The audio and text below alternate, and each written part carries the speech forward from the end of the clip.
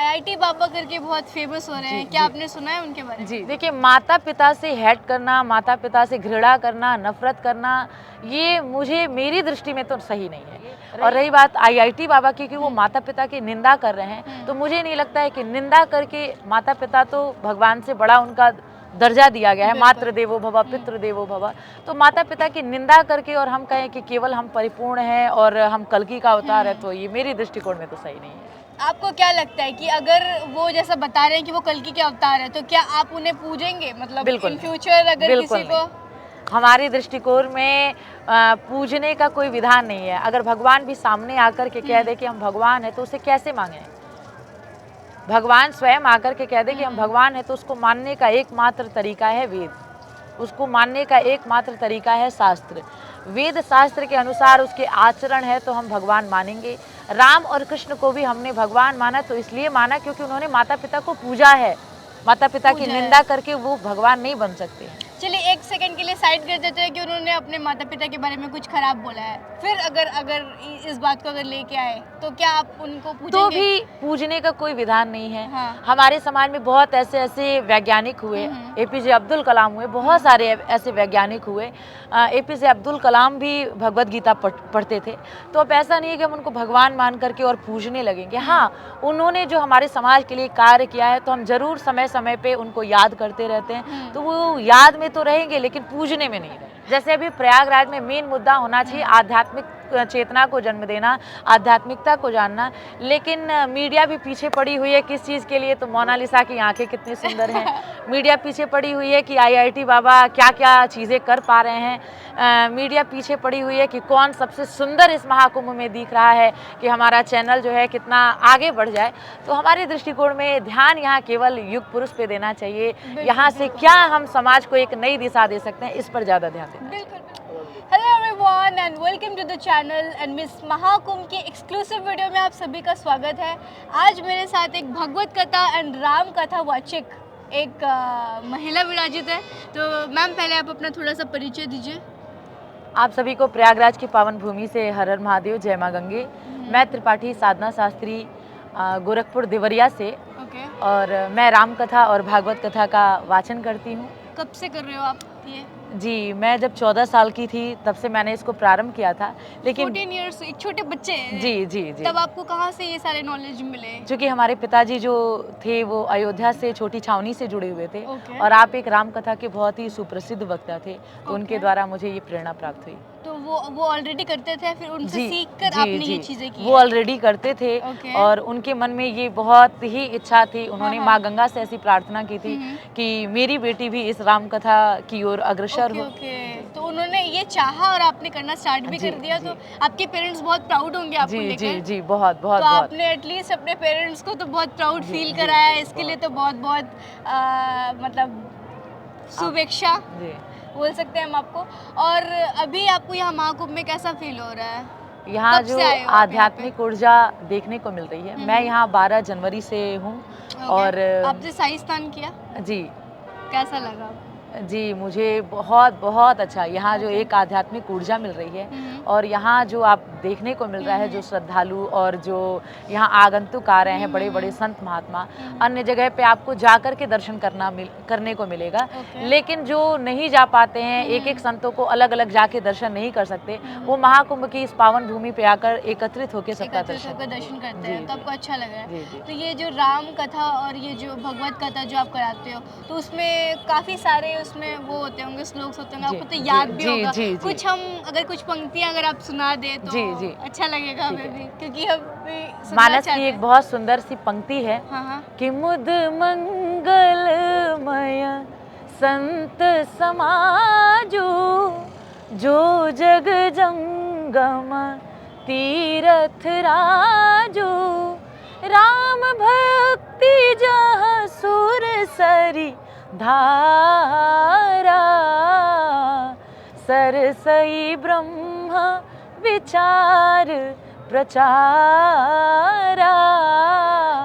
कहते हैं दो प्रकार का चलता फिरता प्रयागराज होता है। एक होता है कि चलता फिरता पहले प्रयाग तो मैं आपको कॉम्प्लीमेंट देना चाहूंगी कि you have a really very melodious voice. Thank you, बहुत, थैंक यू, और थैंक यू। आपने जिस सुर में वो चीज़ गाया काफ़ी ज़्यादा वो प्लीजेंट था, बहुत ही ज़्यादा अच्छा लगा हमें तो। जी जी एंड उसके अलावा आप जो कह रहे थे आप उसे कंटिन्यू कीजिए। जी।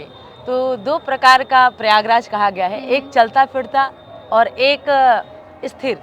तो आप यहाँ जिस प्रयागराज में आए हैं तो ये अचल प्रयाग है, अचल। ये यहीं रहता है, ये ओके। यहाँ से उठ करके आपके गांव में नहीं जाएगा ओके। या फिर आपके गांव से उठ करके यहाँ नहीं आएगा। ओके। तो ये स्थिर प्रयाग है, एक चलता फिरता प्रयाग है। जो संतों का आप ये प्रयाग देख रहे हो ना, तो अगर आप चाहें कि हम अपने गांव में गंगा जी का प्रवाह करा दे, यमुना जी का प्रवाह करा दे, सरस्वती जी का प्रवाह करा दे, तो मानस में गोस्वामी जी ने उसकी चर्चा की है कि बटु विश्वास अचल निज धर्मा तीर्थ राज समाज सुकर्मा। जो आपका ये विश्वास है ना, यही यहाँ का वट वृक्ष है। ओके। और सब ही सुलभ सब दिन सब देसा, ये हर प्रकार से सुलभ है। मुद मंगल में संत समाजो, ये जो संतों का समाज है, जो इनकी वाणी निकल रही है, यही सरस्वती जी है। जो हम ईश्वर के लिए निमित्त कर्म करते हैं, यही यमुना जी है। और जो भक्ति की धारा आपके गांव में कथाओं के माध्यम से प्रवाहित होती है, यही गंगा जी है। वाओ, बहुत ही ब्यूटीफुली आपने ये चीज़ एक्सप्लेन की है। अब हम आपसे ये जानना चाहेंगे कि धर्म बड़ा है या कर्म? आप इसको किस तरह से बोलना चाहेंगे? ये दोनों एक दूसरे के पूरक संपूरक हैं। बिल्कुल। धर्म को आप कर्म से जोड़िए और कर्म को जब आप धर्म से जोड़ेंगे तभी आप अपने जीवन में इस लौकिक और पारलौकिक जगत को सुंदर बना पाएंगे। ओके। जी। तो आप क्या बोलना चाहेंगे, धर्म बड़ा है या कर्म बड़ा है?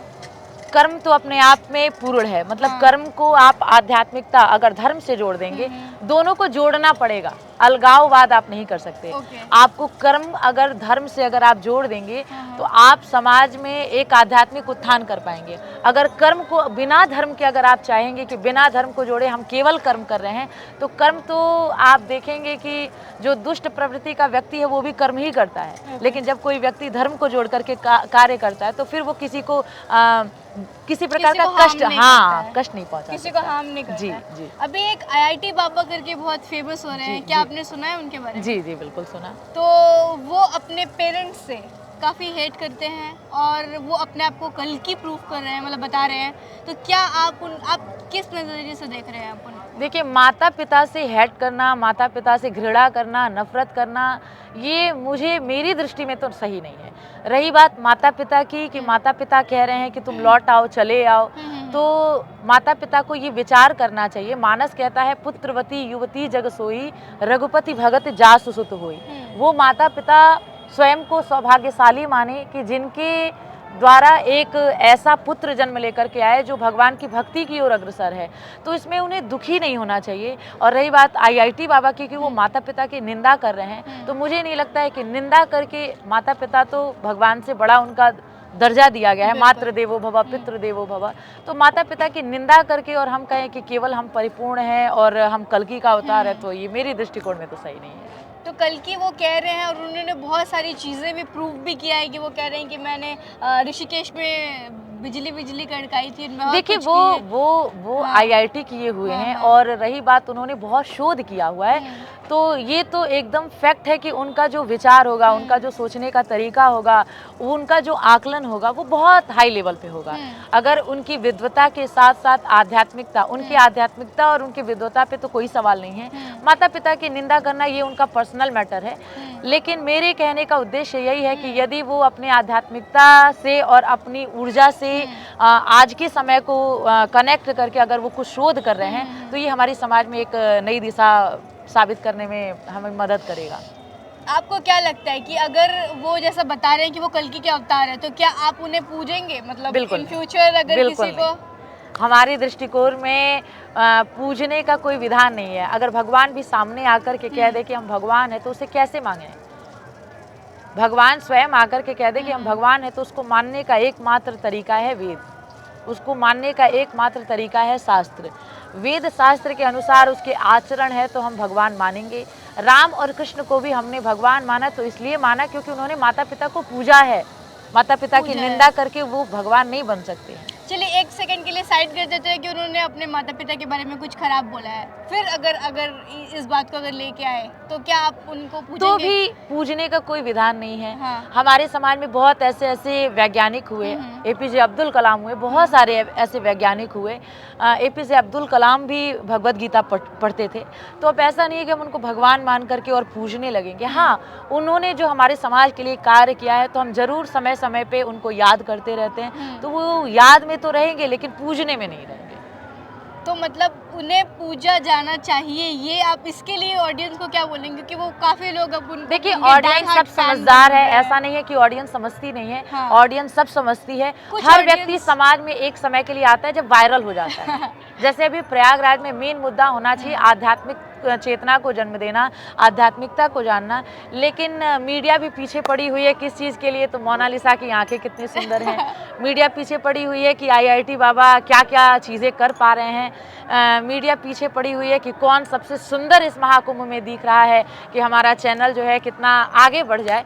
तो हमारे दृष्टिकोण में ध्यान यहाँ केवल युग पुरुष पे देना चाहिए। यहाँ से क्या हम समाज को एक नई दिशा दे सकते हैं, इस पर ज़्यादा ध्यान देना चाहिए। बिल्कुल बिल्कुल, आपने बहुत ही ब्यूटीफुली इसका आंसर दिया है कि मीडिया वाले भी कंटेंट चाह रहे हैं, जी, जो जी, कंटेंट जी। अभी चल रहा है जी, मार्केट जी, में, जी, उसी चीज जी, को जी, पिकअप जी, कर रहे हैं। जी। पर आप जैसे कथावाचक और भगवत को आगे बढ़ाने वाले लोगों के बारे में भी हमें जानना चाहिए। जी। तो आपसे मिलके आपकी बातें और आपकी जो विचारधारा जी, जी, जानकर जी, जी। काफी ज्यादा आनंद जी, जी। मैं हमें ये वीडियो के माध्यम से हमें मिला है। बहुत अच्छा लगा आपसे बात करके। आपके चैनल को भी बहुत बहुत आभार कि आप इस महाकुंभ जैसे बड़े मेगा इवेंट। हाँ, एक बड़े इवेंट पे आप इस छोटे छोटे जगहों पे आकर के और इतना सुंदर आध्यात्मिकता का ज्ञान ले रहे हैं, लोगों को बिल्कुल। एक नई दिशा प्रदान करने का प्रयास कर रहे हैं। तो आप सभी मीडिया के सभी टीमों को हमारा बहुत बहुत आभार। तो thank you so much for your time and काफ़ी ज़्यादा अच्छा लगा मुझे पर्सनली। एंड आप लोगों को कैसा लगा आप लोग मुझे कमेंट्स में ज़रूर बताएं।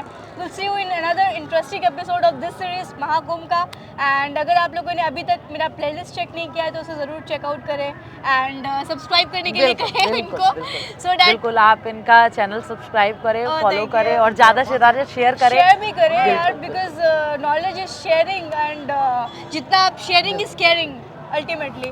तो इसी के साथ हम इस वीडियो को भी विराम देते हैं। Will see you in another interesting episode and या टेक केयर। हर हर महादेव।